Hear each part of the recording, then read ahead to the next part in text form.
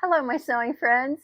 I'm Jen, and this is Friday Sews, when we talk about sewing in life and we chat. And if you want to know all kinds of people who do it, go to the hashtag down below. And while you're there, don't forget to subscribe to this channel so you don't miss any of mine. I am out on my lanai today. I don't know why they call it a lanai. It must be a tropical thing. To me, it looks like a screened-in back patio, but that's what it is. So I've wanted to do this for so long. I've wanted to come out here with my little featherweight and just sew.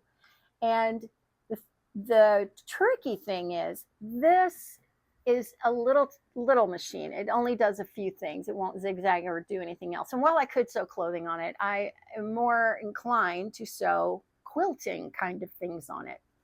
And so that's what I've been doing, and I've gotten this far. I've done one block of crazy quilting.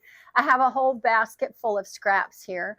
And so, it was this amorphous shape, and I went in and kind of squared it up, square being a very loose term with regard to me.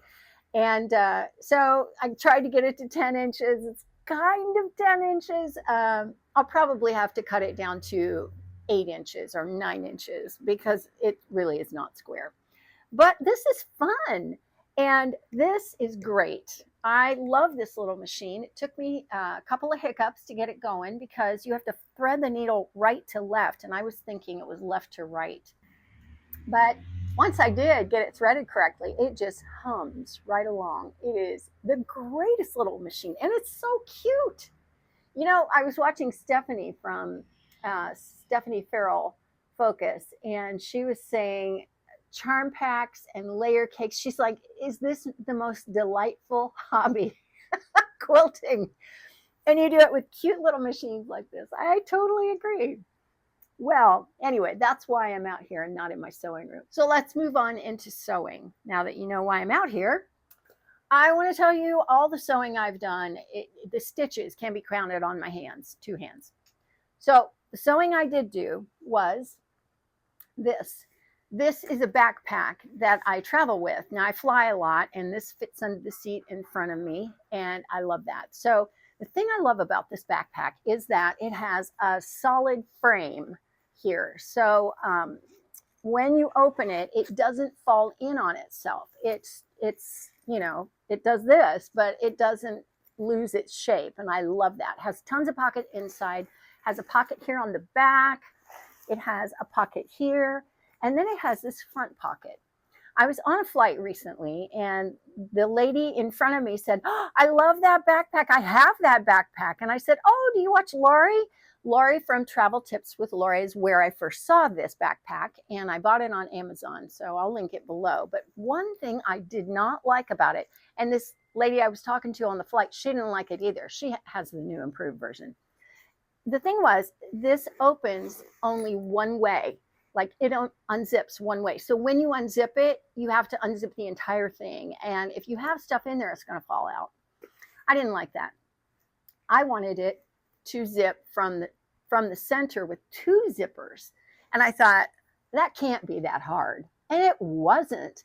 And the trick to that is that you have to feed the new zipper tab from the bottom up. Like, you have to put it into the top little openings, not the more narrow openings, and go down. That doesn't work. Go up. If you go up, it works like a charm every time. So I just loosened this stitching down here at the bottom of the zipper. I zipped the other side all the way to the other side, and then I put this one in, and now I have 2 zippers. So it zips to the center. And the great thing about this is I can only open it a little ways and then get down in here and get what I need. And I don't have to unzip the whole thing. Yay! And this did not take much at all. Really, all I had to do was secure the zipper, like sew a stop on the bottom of it so that it doesn't come right back off. And then kind of stitch down the stitching where I took it out. Now I did this on my machine, but I was very careful, and I only hand cranked my machine because it's an expensive machine. I did not want to, mess it up.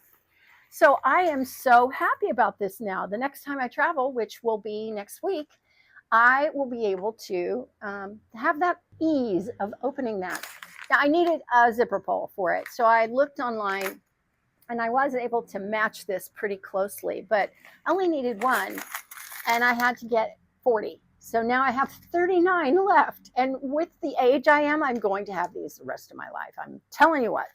So that is the sewing, the actual sewing that got done. Another thing I did this week was go to Joann. So I stopped in and they have quite a bit of inventory still because the warehouses are still shipping inventory into the stores. So they had quite a bit, but it's only 20% off, which is not a great deal. Now I went in there because I was watching a fashion influencer that I watch, and she had done a loft haul, like Ann Taylor loft, and she had the cutest little two-piece set, little top and a pair of drawstring pants that were made from double gauze in this unbelievably gorgeous color. And I thought, well, I'm going to go see what kind of fabric I can find. Well, that was my last trip to Joann's. The patterns were 30% off, so that's terrible. And I just got some double gauze because I went in there to get double gauze. And it was 20% off, but that was not a great deal. I got 2 pieces of double gauze, and I spent more than I normally would at Joann's. But I think that's it for me. It is tragic that there's never going to be a place for us to go again. So hopefully some new company will rise up and be available to those of us who sew from home. I hope so. Kind of sad. Bye-bye, Joann's. So I found 2 pieces of double gauze. And the first is this blue, pretty blue, not the blue she had in that outfit, but yeah, it's okay. And then this stripe. And I basically took everything that was on those 2 bolts. I spent more than I normally spend at Joann's. And it probably will be the last time I go because I do not want to fight crowds when everything is 30, 40, 50% off, 80%, 90% off. No. The stores that I go to are not big enough to deal with that kind of a crowd. And I know it would be a crowd. So I worked at Joann's in the 90s, late 80s, in the 90s, and I loved that job. So I really am sad to see them go. They really were a staple, you know, kind of an institution in the sewing world. And yeah, it's just sad. And the last thing I did was work on my sewing room. I got out my graph paper, and what I do is I measure my room, and then I measure each piece in the room, and I draw them on graph paper to scale so that I can see what's going on and how much how much room they're gonna take up. So yeah, I've talked about this before. I will tell you, I went in and remeasured the room because I want it to be accurate, and I used my phone.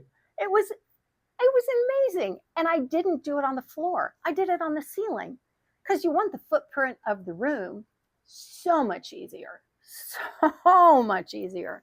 If you have an Apple iPhone, there is an app on your phone that comes with your phone, and it's called Measure. And you'll have to look it up on your phone if you need to measure things. But isn't that great? The reason I got in there and did this was because I have been talking about wanting to make my table smaller. Now, don't get me wrong. There is no table that is too big for a person who crafts. There is no table too big. The bigger, the better. But there is such a thing as a room too small.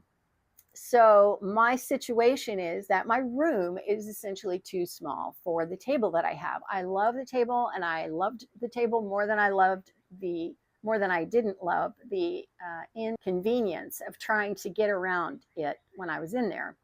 But as time has gone by, I have decided that that table's got to go.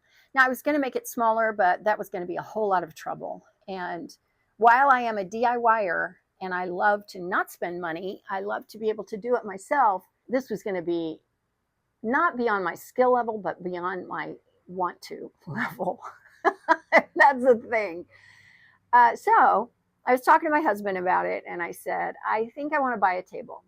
And I couldn't figure out what table I wanted to buy. I have a glorious table that I have my sewing machines set on, and it's made by Flexi Spot. I'll link it below. Oh my gosh, it is fabulous. It has an electric thing that makes it go up and down.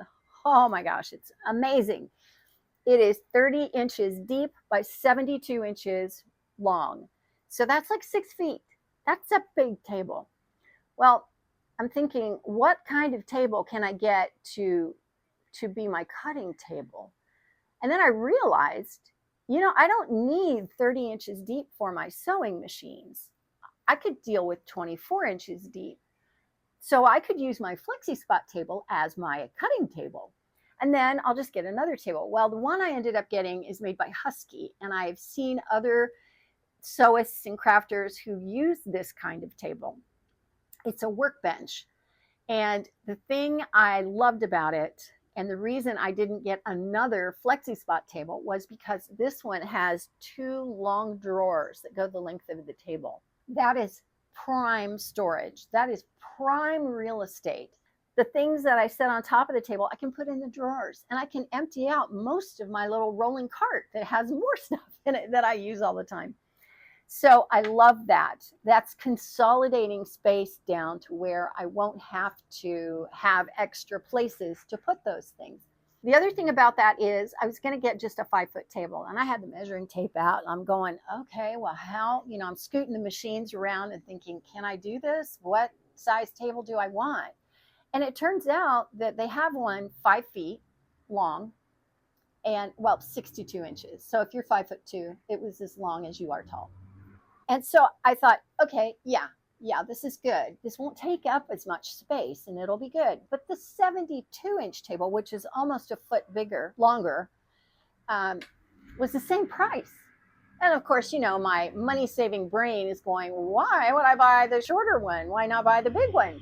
So I thought, well, I kind of overthought that for a while, and then I opted for the longer one. So you know what? Go big or go home. Get the long table, get the fancy thing. So that will be here the 27th. I'll go to Home Depot and pick it up, and then I will be able to put it together, and I'm so excited about it. The other thing about that is that if I put the Flexi Spot table under my window, which is under the stained glass, which I usually film in front of my stained glass, I can put it on wheels, which I intend to do, and I can wheel it out to the middle of the room if I want to, and then I can put it back, or I don't have to. I can just leave it where it is and use it that way. Oh my gosh, this is such a game changer in my life. Oh my goodness. I'm going to have an entire room to be able to put a queen size air mattress in when my family comes. Oh my gosh, I am beside myself. So that's pretty much all of the sewing for this week. I love this weather. This is winter/spring in Florida, and the skies are always blue. Oh, I love it. The sunshine is warm. These days have been right around 80 degrees, maybe a little more, maybe a little less. So it's very comfortable to come out here and sit. And I really have always wanted to do this, and I never have. So I'm glad I am doing it today. Hey, Editing Jen here. I just wanted to tell you that I sold some patterns, destashed patterns, to a woman named Gail who is in Massachusetts. And I told her I would say hi. So hi, Gail. I'm so glad you're watching. Okay, back to Friday Sews. That's really about it. So don't forget to subscribe. I appreciate you being here so much. I will talk to you in the comments. And I guess that's it for now for me. I'll see you next time. Thanks for watching.